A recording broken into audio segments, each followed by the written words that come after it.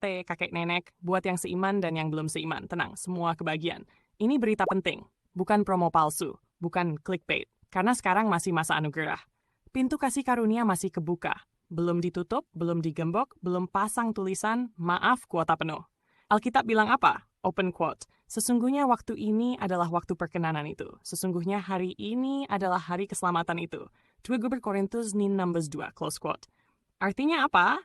Kalau sekarang masih bisa, kenapa nunggu nanti? Nanti itu hobi manusia, tapi musuh keselamatan. Karena kalau telat, nyeselnya bukan cuma 7 hari, tapi kekal. Open quote. Carilah Tuhan selama ia berkenan ditemui, berserulah kepadanya selama ia dekat. Yesaya 5:5, no close quote. Cepetan, jangan santai kebablasan. Kuota keselamatan belum habis, masih tersedia, masih open, masih available stock. Sayang banget kalau nanti kehabisan, terus bilang, open quote, aduh dulu niatnya mau tobat, close quote. Niat doang mah, gym juga niat, badan tetap begitu. Surga itu miliknya siapa? Jawaban singkat, padat, jelas, milik Allah. Bukan milik bangsa, bukan milik ras, bukan milik silsilah. Open quote, karena begitu besar kasih Allah akan dunia ini. Yohanes 3:19, close quote, bukan cuma Israel, bukan cuma Arab, bukan cuma satu suku, satu warna kulit, satu paspor. Allah datang kepada siapa? Secara sejarah, Allah memilih Israel sebagai umat pilihan. Bukan karena paling hebat, tapi karena kasih karunia. Open quote, bukan karena kamu lebih banyak dari bangsa lain, tetapi karena Tuhan mengasihi kamu. Ulangan 7, close quote. Israel itu alat, bukan tujuan akhir. Lewat Israel, keselamatan mengalir ke semua bangsa. Open quote, keselamatan datang dari bangsa Yahudi. Yohanes 4:22, close quote. Tapi jangan salah kaprah. Datang dari Yahudi bukan berhenti di Yahudi. Open quote, pergilah, jadikanlah semua bangsa muridku. Matius 28:12, close quote. Kalau Allah datang kepada bangsa Arab, dasarnya apa? Jawaban jujur dan fair. Secara Alkitab, tidak ada dasar bahwa keselamatan eksklusif untuk bangsa Arab. Namun, Allah tetap mengasihi orang Arab. Sama seperti dia mengasihi Indonesia, Jepang, Afrika, sampai ujung dunia. Open quote, Allah tidak memandang muka. Kisah para Rasul 10:4, close quote. Yang jadi kunci bukan suku, bukan keturunan, bukan garis darah, tapi iman. Open quote, sebab kamu semua adalah anak-anak Allah karena iman dalam Kristus Yesus. Galatia 3:6, close quote. Kesimpulan biar nggak muter-muter. Keselamatan masih dibuka. Kuota belum habis. Surga bukan warisan keluarga Allah mengundang semua yang nentuin masuk atau enggak. Respon iman bukan identitas. Jadi jangan kebanyakan mikir, jangan nunggu nanti kalau udah siap. Karena kabar baik itu bukan buat disimpan, tapi buat direspon sekarang. Hari ini masih anugerah. Besok belum tentu. Tapi nusaban penting. Tolong jangan baper dulu. Tenang, ini bukan berita soal memurtadkan keimanan. Bukan ngajak pindah klub, apalagi pindah KTP rohani. Ini soal mengembalikan iman kepada Allah yang benar. Allah yang hidup. Allah yang menyatakan dirinya sendiri. Supaya apa? Supaya menerima keselamatan dari Allah yang sesungguhnya. Kalau ada yang mau ngomel, silakan. Mau nyinyir boleh. Mau bilang saya apa, monggo. Tapi ini tugas saya, menyampaikan kebenaran ini. Bukan cari tepuk tangan, bukan cari follower. Karena kebenaran itu bukan voting, tapi pewahyuan. Open quote, celakalah aku jika aku tidak memberitakan Injil. 1 Korintus 9:11, close quote. Allah memilih siapa? Jangan dipelintir. Fakta Alkitabnya jelas, Allah tidak pernah memberikan pilihan khusus kepada bangsa lain, kecuali Israel. Open quote, kamulah umat yang kudus bagi Tuhan, Allahmu, engkaulah yang dipilih Tuhan dari segala bangsa di muka bumi. Ulangan 7:6, close quote. Open quote, hanya kepadamu aku menyatakan diriku dari segala kaum di muka bumi. Amos 3:2, close quote. Bukan Arab, bukan Romawi, bukan bangsa lain. Israel itu dipilih bukan karena paling saleh, tapi karena rencana Allah. Allah menyatakan diri lewat garis keturunan. Dan ini bagian yang sering bikin orang keseleo logika. Allah menyatakan dirinya melalui garis keturunan bangsa pilihan. Tapi prosesnya bukan biologis manusia biasa. Ini proses surgawi. Open quote, sesungguhnya anak darah itu akan mengandung dan melahirkan seorang anak laki-laki. Yesaya 2:14, close quote. Rahim dipakai? Iya. Tapi bukan hasil hubungan manusia. Rahim seorang perawan, Maria.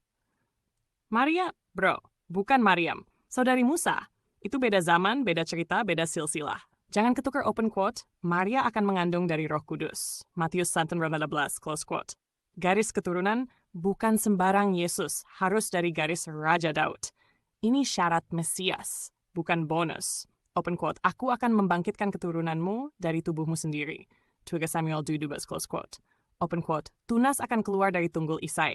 Yesaya 11 verse 2, close quote. Isai itu siapa? Bapaknya Raja Daud.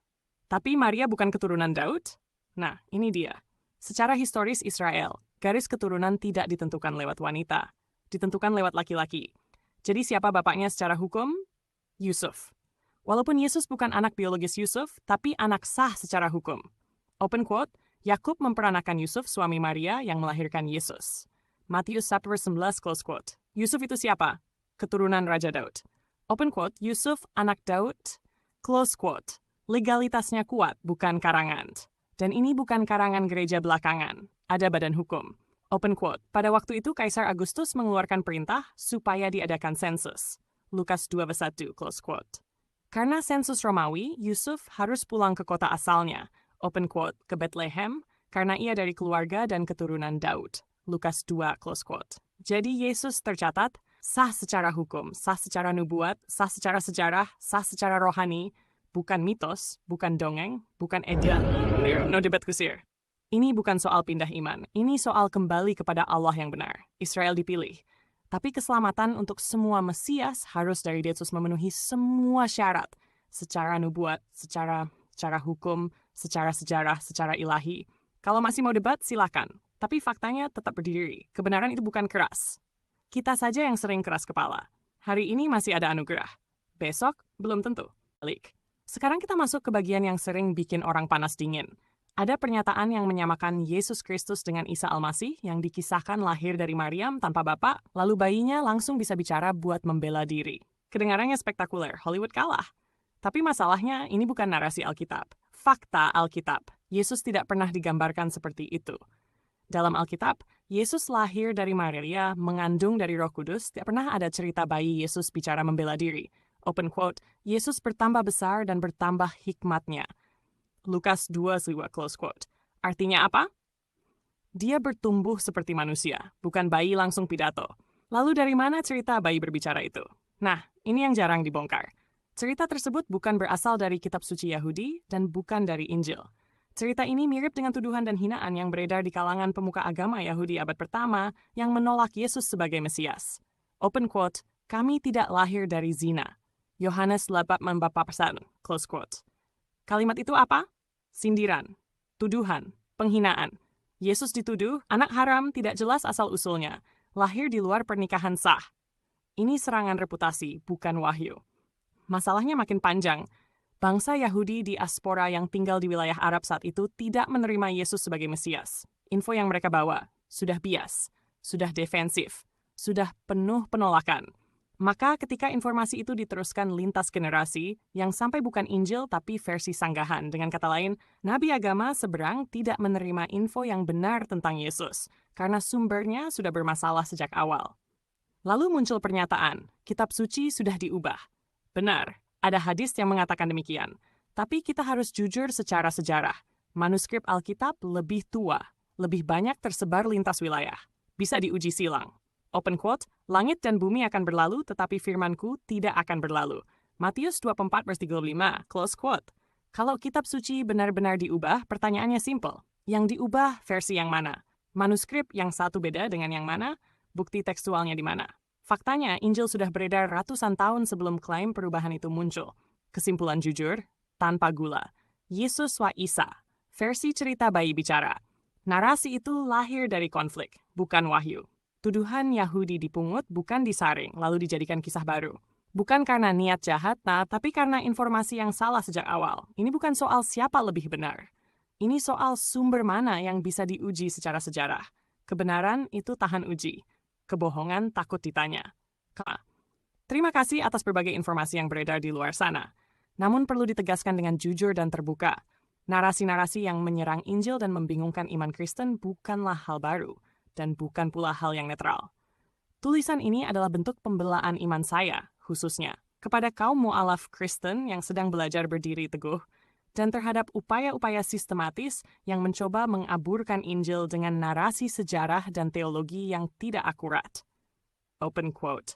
Berjuanglah untuk mempertahankan iman yang telah disampaikan kepada orang-orang kudus. Yudas Satsmarotia, close quote. Ini bukan soal emosi, ini soal tanggung jawab iman. Soal Allah mengganti bangsa pilihan, ini mitos teologis. Argumen di atas sudah sangat jelas. Allah tidak pernah mengganti bangsa pilihannya. Bukan karena Israel selalu taat, justru sering tidak taat. Tapi karena pilihan Allah tidak dibatalkan oleh kegagalan manusia. Open quote, Allah tidak menyesali kasih karunia dan panggilannya. Roma 11:29, close quote. Open quote, aku tidak menolak umatku yang telah kupilih. Roma 11:2, close quote.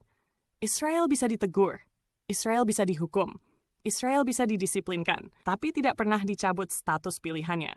Kalau Allah gampang ganti bangsa pilihan, maka keselamatan bukan anugerah, tapi kontrak sementara. Dan itu bertentangan langsung dengan karakter Allah sendiri. Penutup, biar semua clear, ini bukan serangan personal, ini pembelaan iman. Ini berdiri di atas kitab suci dan sejarah. Ini demi kejelasan, bukan sensasi. Kalau ada perbedaan pandangan, silakan diuji. Secara teks, secara sejarah, secara logika. Karena Injil tidak takut diuji.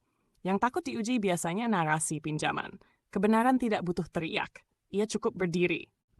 Tetaplah seperti waktu kamu dipanggil. Semua penjelasan tentang kasih karunia, budaya, dan identitas ini bukan opini pribadi. Ini ajaran rasuli, langsung dari Rasul Paulus. Open quote, baiklah tiap-tiap orang tinggal dalam keadaan seperti waktu ia dipanggil Allah. 1 Korintus 7:20, close quote. Bahasanya simple, tapi maknanya dalam. Waktu kamu dipanggil Tuhan, kamu tidak diminta ganti budaya, tidak disuruh jadi bangsa lain, tidak dipaksa lepas identitas sosialmu. Yang diubahkan itu iman, bukan asal-usul. Paulus luruskan, Injil asimilasi paksa. Paulus bahkan memperjelas lagi, open quote, adakah seseorang dipanggil sebagai orang bersunat? Jangan ia meniadakan tanda sunat itu. Adakah seseorang dipanggil sebagai orang tak bersunat? Jangan ia disunat. 1 Korintus 7:16, close quote. Kalau tanda fisik saja tidak dipaksa diubah, apalagi budaya, bahasa, pakaian, tradisi lokal. Injil bukan proyek uniformisasi. Injil lintas budaya, bukan penghapus budaya. Itulah sebabnya Allah tidak mensakraalkan satu bahasa. Allah tidak menguduskan satu model pakaian. Allah tidak mengangkat satu budaya sebagai standar iman. Open quote, di dalam Kristus, tidak ada orang Yahudi atau Yunani. Galatia 3:8, close quote. Artinya, iman tidak diukur dari kemiripan budaya, tapi dari hubungan dengan Kristus. Dan ini juga berlaku untuk martabat manusia. Kalau Injil tidak menghapus identitas budaya, apalagi martabat perempuan. Open quote, tidak ada laki-laki atau perempuan. Kamu semua satu di dalam Kristus Yesus. Close quote. Jadi, iman Kristen tidak memerintahkan diskriminasi, tidak memerintahkan penindasan, tidak memerintahkan subordinasi absolut. Yang diubah dosa. Yang dipulihkan, penegasan akhir, biar rapat tidak bocor. Keselamatan, kasih karunia. Kasih karunia tanpa paksaan budaya Paulus, tetaplah seperti saat kamu dipanggil. Berhala ditinggalkan, identitas tidak dihapus. Injil membebaskan, bukan menyeragamkan. Kalau ada ajaran yang memaksa ganti budaya, mengikat bahasa, mengontrol pakaian, menekan martabat, itu sudah keluar jalur Injil. Karena Injil itu bukan soal jadi seperti mereka, tapi hidup di dalam Kristus dimanapun siapapun, dari latar belakang apapun. Kalau kamu mau. Sejak awal, pertanyaannya sebenarnya sederhana, tapi mengusik. Allah itu Allah yang mana? Allah yang didefinisikan oleh tradisi, atau Allah yang menyatakan dirinya sendiri di dalam sejarah? Dari titik itu, pembahasan bergerak menelusuri jejak Allah yang tidak bersembunyi di balik mitos, melainkan memilih satu bangsa, berbicara melalui para nabi, dan mengikat janjinya dalam garis sejarah yang bisa diuji. Pilihan atas Israel bukan soal keistimewaan etnis, melainkan pintu masuk bagi rencana yang jauh lebih besar, sebuah keselamatan yang tidak menjajah budaya, tidak mengikat bahasa, dan tidak memaksa identitas, tetapi bekerja melalui kasih karunia. Jika demikian, maka pertanyaan berikutnya tak terelakkan. Jika keselamatan datang dari Allah yang memilih Israel, dan jika surga sepenuhnya miliknya, lalu atas dasar apa manusia berani mengklaim jalan lain? Disinilah pencarian sesungguhnya baru dimulai. Allah tidak pernah mengganti pilihannya. Dari segmen sebelumnya sudah sangat jelas. Allah tidak pernah mengubah pilihannya atas bangsa Israel, meskipun dalam satu momen sejarah Allah pernah menyatakan murkanya dan bahkan menyatakan kemungkinan mengganti Israel. Open quote. Oleh sebab itu, biarlah aku supaya murkaku menyala-nyala terhadap mereka dan aku membinasakan mereka, lalu aku akan menjadikan engkau bangsa yang besar. Keluaran 32 verse 10 quote. Catat, garis bawahi. Yang diajak bicara di sini adalah Nabi Musa. Bukan nabi lain. Nabi Musa. Musa bernego dengan Allah, dan Allah berkenan. Kenapa bangsa Israel tidak dibinasakan? Karena Musa adalah seorang yang lembut hatinya, seorang pemimpin yang berdiri di celah dan mengingatkan Allah akan janjinya sendiri. Open quote. Tetapi Musa memohon belas kasihan dari Tuhan, Allahnya katanya. Ingatlah kepada Abraham, Ishak dan Israel, hamba-hambamu. Keluaran 32:11, close quote. Argumen Musa jelas. Jika Allah mengganti Israel dengan keturunan Musa, maka janji Allah kepada Abraham menjadi batal. Dan itu tidak mungkin, karena Allah setia pada janjinya. Open quote, Allah bukanlah manusia sehingga ia berdusta. Bilangan 20:11, close quote. Konsekuensi pribadi Musa, berat tapi nyata. Namun pembelaan Musa bukan tanpa harga.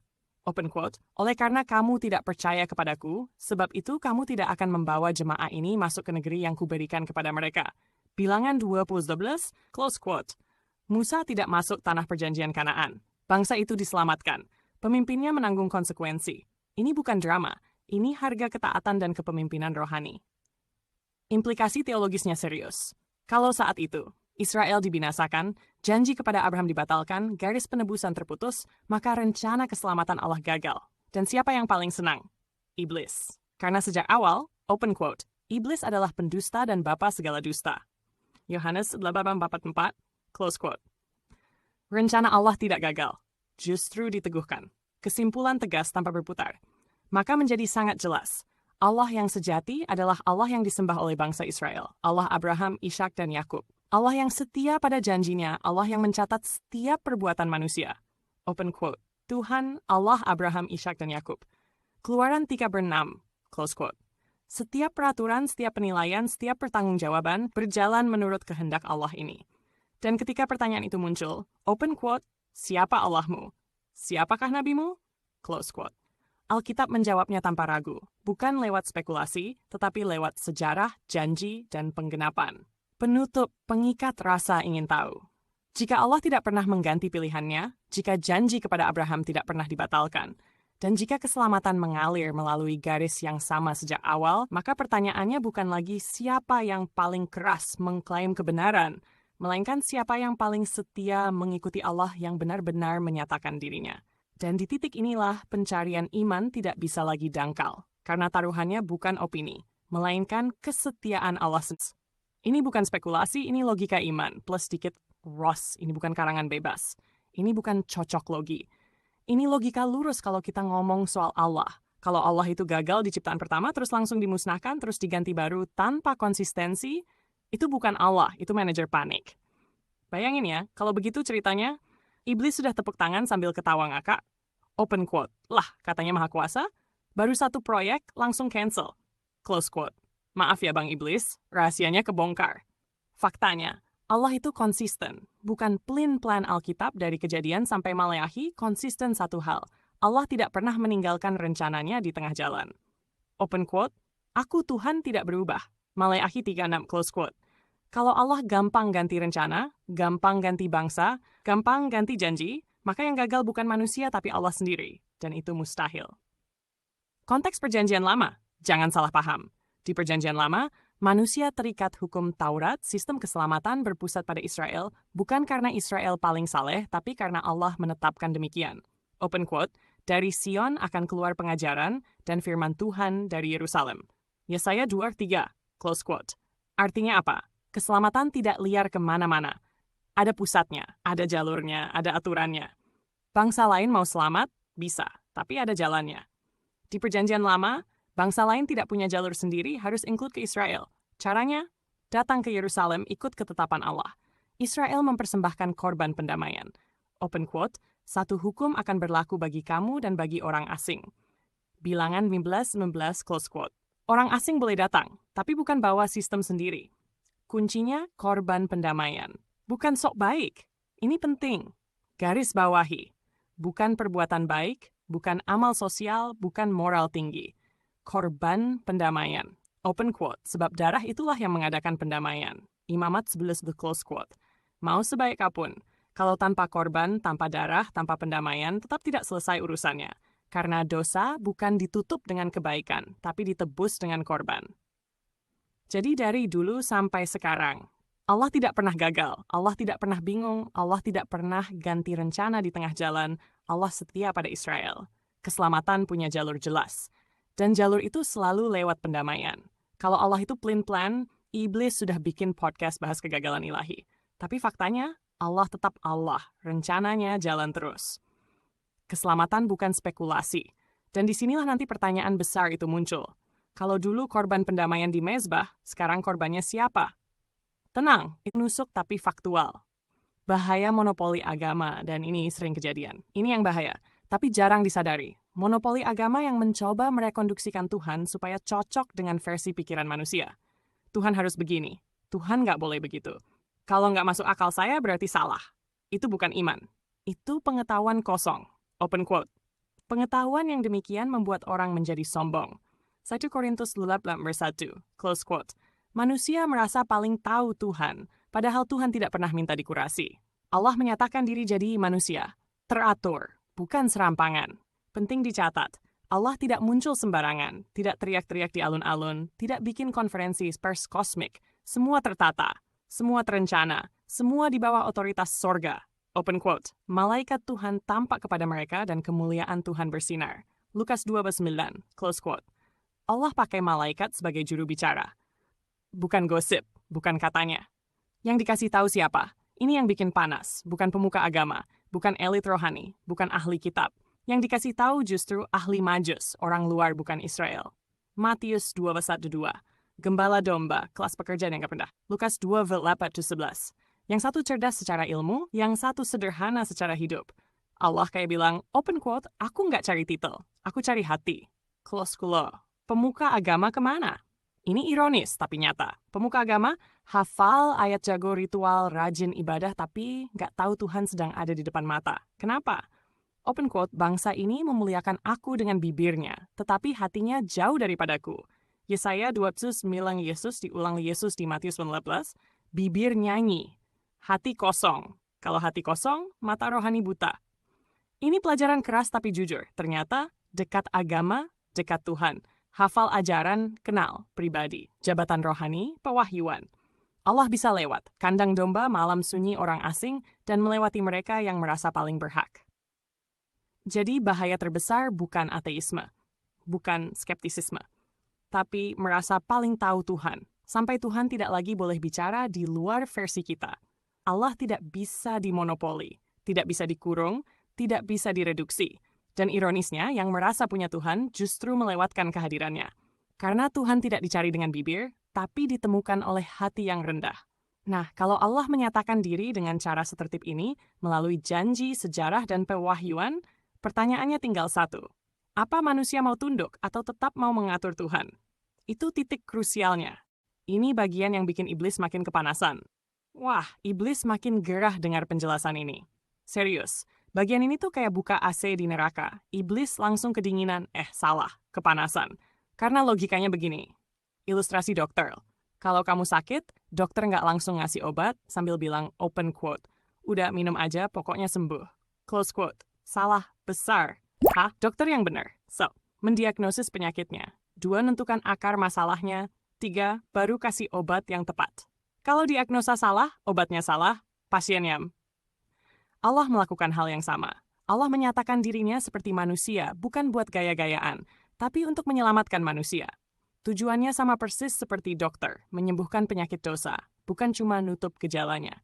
Masalahnya di mana? Di hukum Taurat.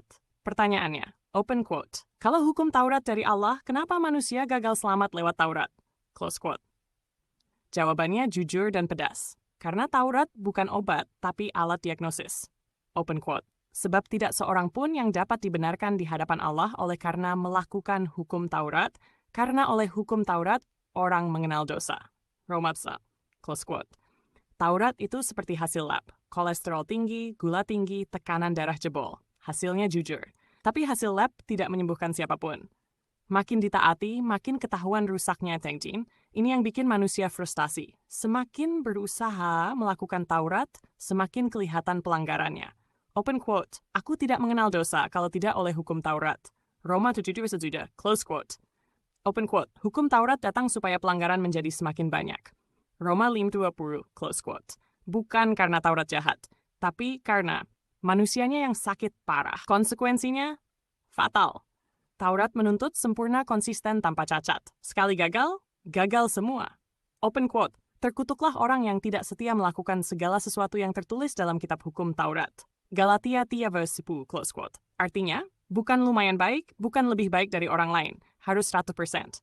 Dan spoiler dikit, nggak ada manusia yang lulus. Open quote. Tidak ada seorang pun yang benar, tidak seorang pun. Roma 3:10, close quote. Iblis makin panas, kenapa? Karena begini, kalau manusia tidak sadar dirinya sakit, dia akan terus sok sehat. Tapi Taurat, membongkar dosa, membuka kebusukan, bikin manusia sadar. Open quote. Gua butuh juru selamat. Dan itu bukan rencana iblis. Jadi, Taurat itu diagnosis. Diagnosis bukan obat.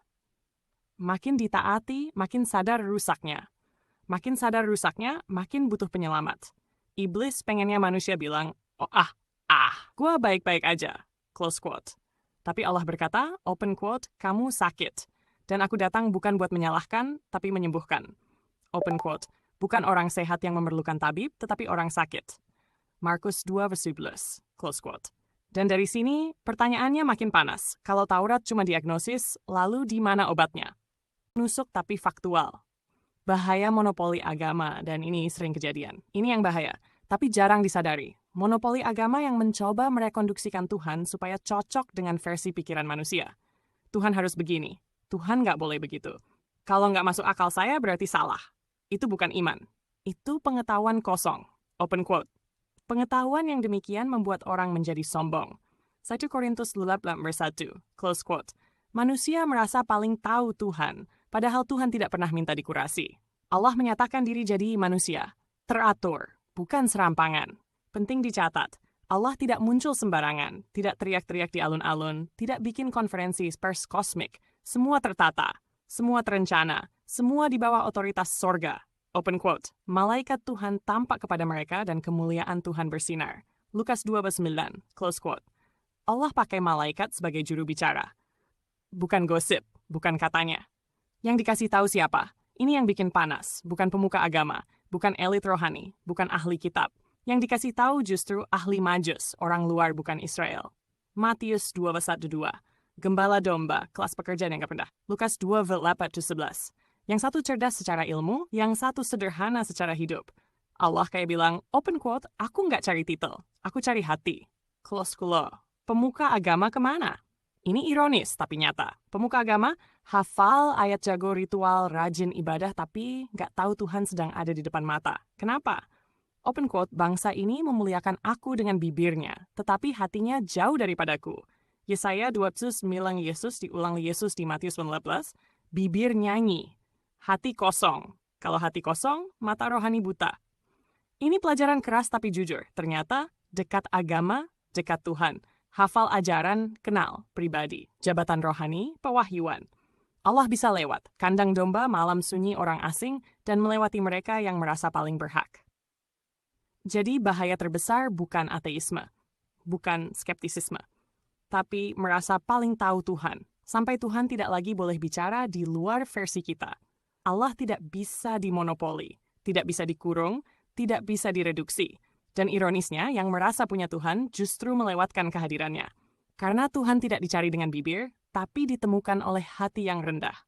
Nah, kalau Allah menyatakan diri dengan cara setertib ini, melalui janji, sejarah, dan pewahyuan, pertanyaannya tinggal satu. Apa manusia mau tunduk atau tetap mau mengatur Tuhan? Itu titik krusialnya, dalam dan nusuk. Bangsa ini tidak bisa membaca. Jangan salah paham dulu. Waktu dikatakan bangsa ini tidak bisa membaca, jangan langsung mikir, open quote, oh buta huruf, close quote. Bukan itu. Mereka bisa membaca teks, mereka bisa menulis ayat, mereka bisa mengajar kitab suci. Masalahnya satu, tidak memahami isinya. Ini soal paham, bukan soal huruf. Open quote, kamu sesat, sebab kamu tidak mengerti kitab suci dan tidak mengerti kuasa Allah. Matius 22:29, close quote. Yesus tidak bilang, kamu nggak bisa baca. Yesus bilang, kamu nggak ngerti. Bacaan jalan, pengertian mogok, ibarat stand up ya. Orang ini baca ayat tiap hari, kutip pas debat, hafal pas live, tapi isinya lewat maknanya mental Tuhan yang dibicarakan, nggak dikenal. Ini tragedi rohani. open quote, sebab mereka membaca kitab tetapi selubung tetap ada. 2 Korintus 3:15, close quote, hurufnya kebaca, selubungnya nggak kebuka. Bibir aktif, hati offline, makanya nyambung banget dengan ayat ini. Open quote, bangsa ini memuliakan aku dengan bibirnya, tetapi hatinya jauh daripadaku. Yesaya 29, bibir, online. Hati, airplane mode. Kalau hati jauh, pemahaman nggak nyampe. Ini bukan masalah IQ, tapi sikap hati. Perhatikan ahli majus ngerti tanda, gembala ngerti pesan. Pemuka agama sibuk jaga sistem, bukan karena mereka bodoh, tapi karena merasa sudah tahu. Open quote, mereka mempunyai telinga tetapi tidak mendengar, mata tetapi tidak melihat. Yeremia 5:21, close quote, lengkap secara organ, kosong secara pewahyuan. Closing, ketawa. Jadi kalau dibilang open quote, bangsa ini tidak bisa membaca close quote. Artinya bisa baca huruf, gagal baca maksud Tuhan. Dan ini bahaya yang sama hari ini, orang bisa pegang kitab, tapi kitab nggak pernah pegang hidupnya. Bukan karena Tuhan nggak jelas, tapi karena manusia terlalu sibuk merasa paling paham. Akhir kata yang Tuhan cari bukan pembaca paling rajin, tapi hati yang mau diajar. Dari semua penjelasan sebelumnya, harusnya makin terang benderang. Ayat-ayat yang dibahas itu bukan sedang merujuk kepada Muhammad. Bukan. Itu merujuk kepada Tuhan Yesus Kristus. Kalau masih maksa blok ke arah lain, itu bukan salah tafsir lagi. Itu salah alamat. Ibarat ojek online. Alamatnya Jakarta, motornya dibawa ke Surabaya. Terus marah kok nyasar? Ya karena alamatnya diubah sendiri, bro. Masalahnya bukan ayatnya, tapi kacamata bacanya. Baik ex-Kristen maupun umat muslim yang pakai ayat-ayat itu untuk menunjuk nabi lain, sebenarnya nggak nangkap maksud teksnya. Mereka membaca ayat Injil dengan kacamata luar Injil. Hasilnya, Injil direduksi, maknanya diperas, konteksnya dibuang. Ini bukan memperkaya pemahaman, ini mengganti isi. Injil direduksi, bukan dikonfirmasi. Ketika Injil dipaksa tunduk pada narasi Quran, yang terjadi bukan dialog wahyu, tapi reduksi Injil di dalam Quran. Artinya, Injil tidak dibiarkan bicara dengan bahasanya sendiri. Yesus tidak dibiarkan menjelaskan dirinya sendiri. Makna digeser supaya pas dengan sistem lain. Ini bukan soal iman beda. Ini soal teks diperlakukan tidak jujur. Tapi serius. Ini kayak bilang, open quote. Tenang bro, gue percaya Injil kok. Tapi Injil versi gue. Close quote. Lah, kalau isinya diganti, konteksnya dicabut, dan tujuannya dialihkan, itu bukan percaya. Itu mengedit. Benang merahnya jelas, Allah menyatakan dirinya dalam sejarah Israel, nubuat, Taurat, dan para nabi mengarah ke satu pribadi. Dan pribadi itu bukan spekulasi, tapi Yesus Kristus. Kalau arah ini dipaksa belok, yang rusak bukan cuma tafsir, tapi keseluruhan bangunan keselamatan. You must closing, tapi rapi. Jadi mari jujur dari awal. Kalau mau ikut Allah Abraham, Ishak, dan Yakub, jangan setengah-setengah. Jangan ambil ayatnya, tapi tolak pribadinya. Karena itu bukan iman lintas wahyu. Itu monopoli tafsir dengan nama toleransi. Jangan sok ngitung Tuhan. Jangan mulai dengan pertanyaan model, open quote, kalau Allah jadi manusia, berarti Allah kebagi-bagi dong. Close quote. Stop. Itu bukan iman. Itu matematika kepo. Allah itu bukan objek penelitian manusia. Bukan bahan diskusi logika sempit. Itu otoritas Allah, bukan PR otak kita. Intinya, manusia tak diminta memahami caranya, manusia diminta percaya kepada kasih karunia-Nya. Otak manusia ada limitnya. Kalau semua tentang Allah harus, masuk logika, sesuai nalar, lolos akal berarti Tuhan itu lebih kecil dari otak manusia. Padahal Tuhan menciptakan otak, bukan diatur oleh otak. Yang diminta cuma satu, percaya. Manusia tidak diminta menjelaskan bagaimana Allah jadi manusia, menyusun mekanisme surgawi, bikin flowchart Trinitas. Manusia cuma diminta percaya pada kasih dan anugerah Allah yang datang langsung tanpa perantara ribet, tanpa tembok, tanpa jarak, tanpa ilusi. Allah tidak menyatakan diri lewat kabut, lewat teka-teki, lewat mimpi multitafsir. Tapi datang nyata. Bukan Allah versi open quote kira-kira begini, mungkin maksudnya close quote.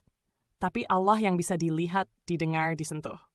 Kata Yesus, versi gampangnya Yesus bilang, open quote, barang siapa melihat aku, ia telah melihat Bapa. Close quote, versi bahasa pasar. Lu mau tahu Allah itu kayak apa? Lihat gua. Bukan, lihat konsep, lihat sistem, lihat aturan. Tapi lihat pribadi.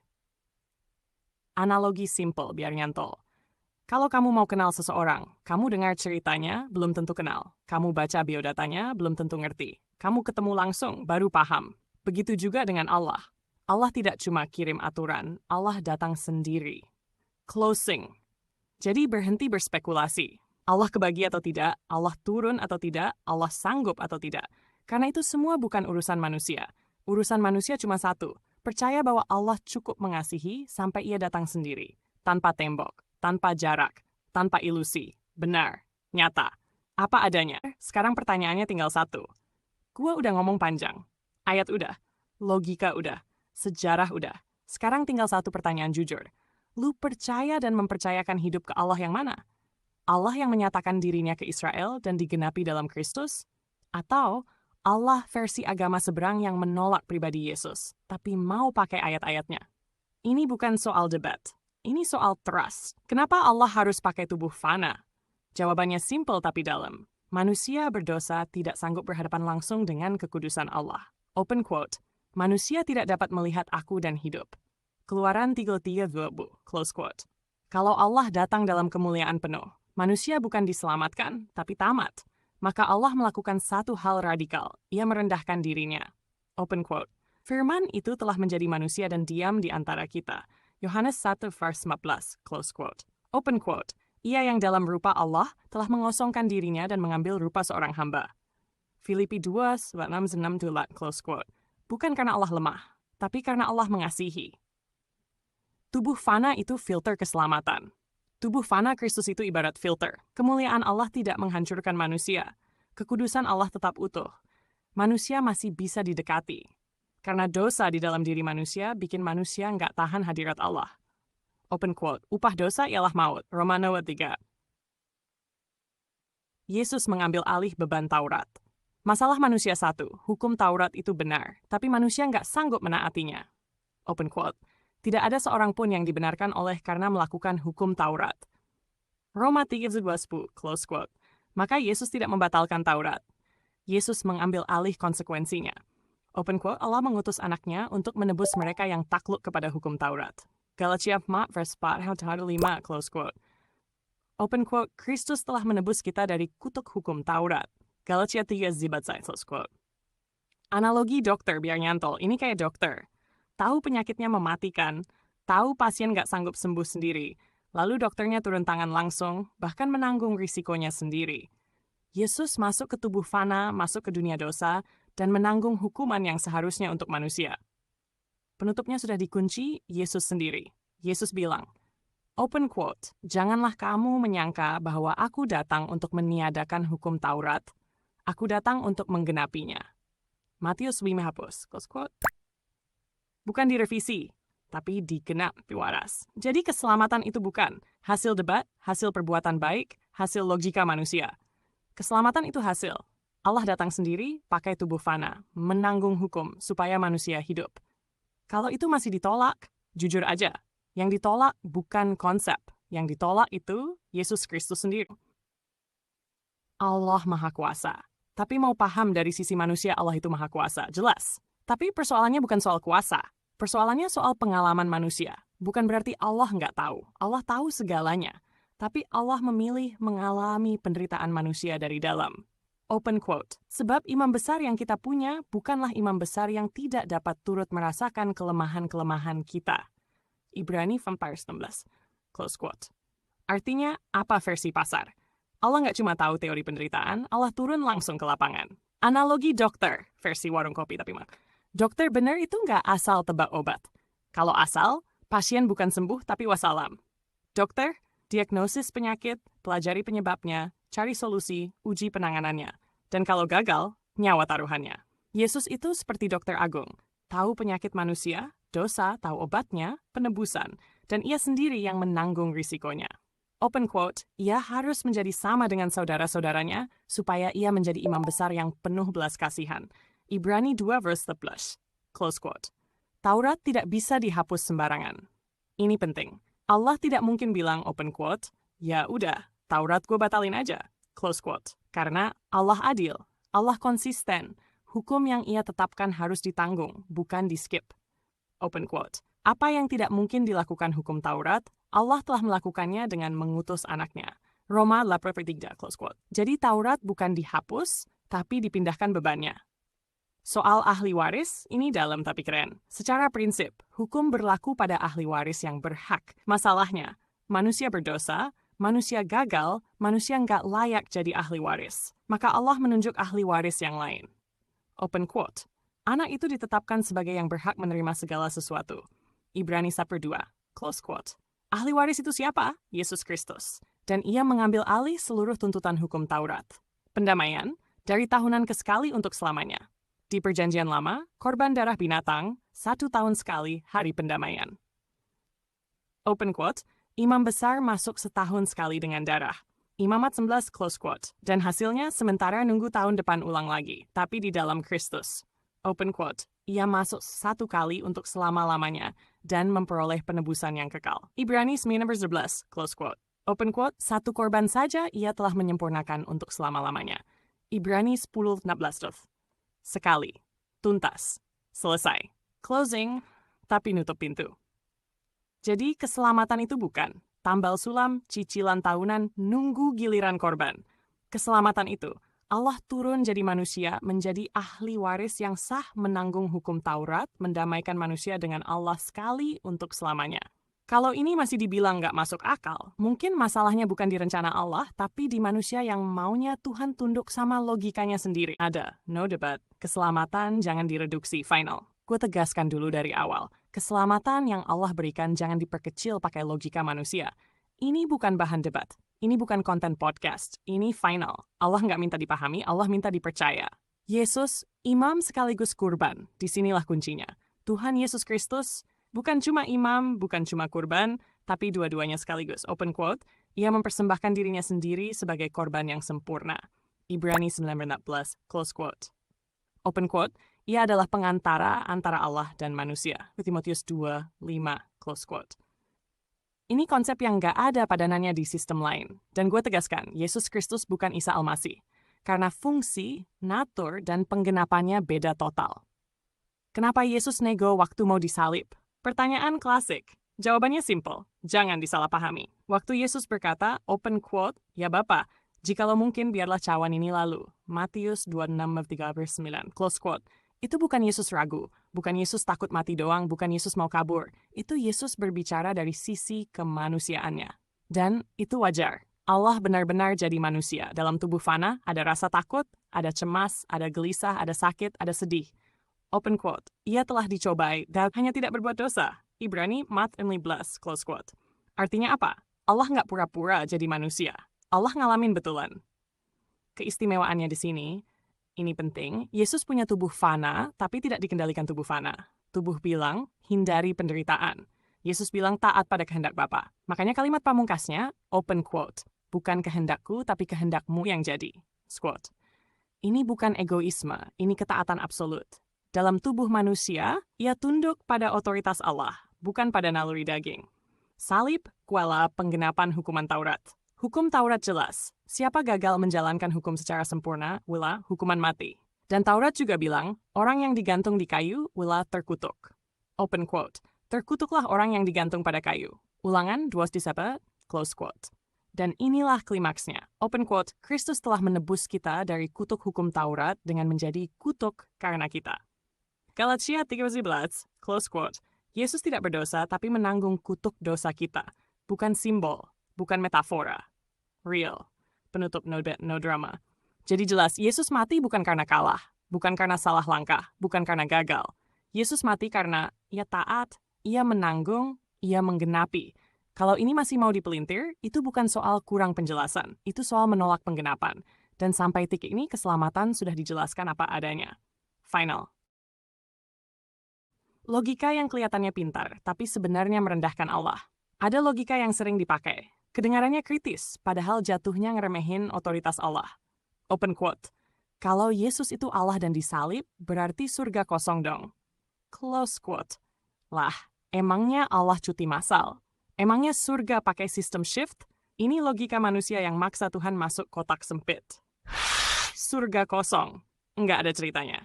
Pertama, nggak pernah ada momen surga kosong. Allah itu maha hadir, bukan makhluk yang pindah-pindah tempat. Yang mati di kayu salib itu bukan kealahan yang lenyap, tapi tubuh fana Kristus. Open quote. Firman itu, itulah menjadi manusia. Yohanes 1 verse 15, close quote. Yang disalib, firman Allah yang mengambil rupa manusia, bukan esensi Allah yang hilang dari surga. Terus, siapa yang cabut nyawa Yesus? Jawabannya jelas, dan Yesus sendiri yang bilang, open quote, tidak seorang pun mengambil nyawaku daripadaku, melainkan aku memberikannya menurut kehendakku sendiri. Yohanes 10 verse 18, close quote. Jadi, bukan dirampas, bukan dibunuh paksa, apalagi kecolongan nyawa, Yesus menyerahkan nyawanya. Berarti, Yesus ngeprank, pura-pura mati. Ini bukan prank. Ini penyaliban Romawi, bro. Kalau prank, nggak ada cambukan, nggak ada darah, nggak ada paku, nggak ada mati sungguhan. Tapi faktanya, open quote, ia menyerahkan nyawanya. Yohanes verse 10, close quote. Open quote, lambungnya ditusuk dan segera keluar darah dan air. Close quote. Itu kematian nyata, bukan konten settingan. Bukti surga tetap berotoritas saat salib. Kalau Allah tidak ada di surga, jelasin ini. Open quote.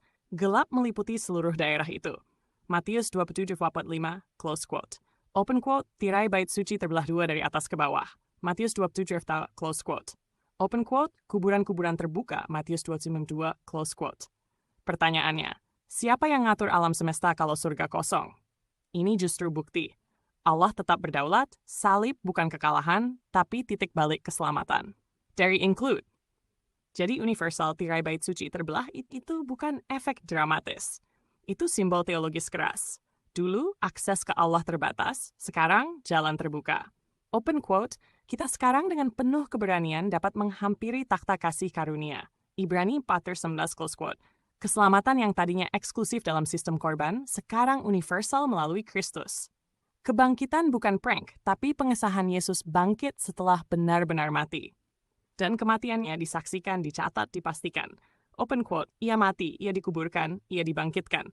1 Korintus 19:3-4, close quote. Tanpa kematian, kebangkitanlah ilusi. Tapi karena kematian itu nyata, kebangkitan kemenangan. Penutup, tegas rapi, stop pakai logika. Surga kosong, nyawa dicabut, Yesus ngeprank. Itu bukan kritis, itu nggak ngerti natur Allah. Yang disalib, tubuh fana, firman Allah yang tak berdaulat. Allah di surga yang bangkit, Kristus yang menang, dan keselamatan sah, nyata, tuntas. Sampai titik ini, kalau masih dipelintir, itu bukan kurang bukti. Itu nggak mau tunduk pada kebenaran. Yang paham surga neraka itu siapa sih? Jawaban jujurnya simple. Allah, bukan manusia. Sekarang gue balik nanya. Gimana ceritanya manusia yang ngakunya nabi, nggak pernah datang dari surga, nggak pernah balik ke surga, tapi pede cerita detail soal surga dan neraka? Ini bukan meremehkan orang. Ini ngelurusin logika. Yesus itu dari atas. Bukan dari bawah Yesus sendiri yang ngomong, bukan tafsir netizen. Open quote, kamu berasal dari bawah, aku berasal dari atas. Yohanes 8:2-3. Close quote. Open quote, tidak ada seorang pun yang telah naik ke surga, selain dia yang telah turun dari surga, yaitu anak manusia. Yohanes 3:11. Close quote. Jadi, Yesus datang dari surga, Yesus tahu isinya, Yesus balik lagi ke surga. Kalau sumbernya langsung dari atas, ngapain diragukan? Yang tahu isi gudang ya pemilik gudang. Ini analogi pasar ya. Lu mau tahu isi gudang?